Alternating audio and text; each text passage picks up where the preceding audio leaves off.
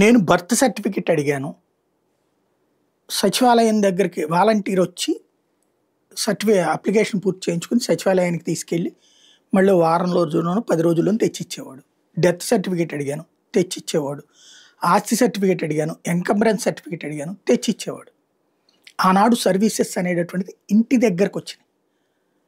అది వాలంటీరు, సచివాలయ వ్యవస్థ. ఇప్పుడు వాటిని మనం చిన్నాభిన్నం చేసాం.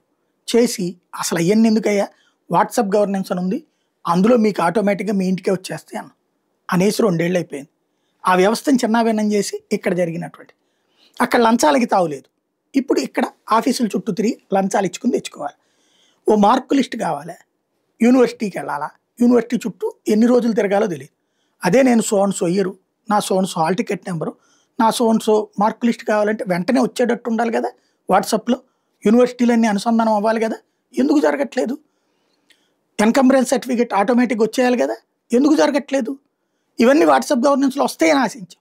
ఇప్పటికేందయ్యా అంటే కరెంటు బిల్లుల చెల్లింపు, ఆస్తి పన్నుల చెల్లింపు, ఇట్లాంటి వాటికి పరిమితం అవుతుంది. ఇప్పుడు ఏదో కొత్తగా సేవలు తీసుకొస్తామంటున్నారు. ఒకటే గుర్తు, నేను ఏది అడిగినా వెంటనే సర్టిఫికేట్ వచ్చేటట్టు ఉండాలి. అది ఎడ్యుకేషనా, కార్పొరేషనా, హెల్తా, ఈవెన్ నేను ఒక షాప్ పెట్టాలనుకుంటున్నాను, అప్లికేషన్ కావాలా, దానికి లైసెన్స్ కావాలా, దీంట్లో పెడితే వచ్చేయాలా? అప్పుడు మన గొప్పతనం అనేటటువంటిది ఆలోచించాల్సి ఉంది.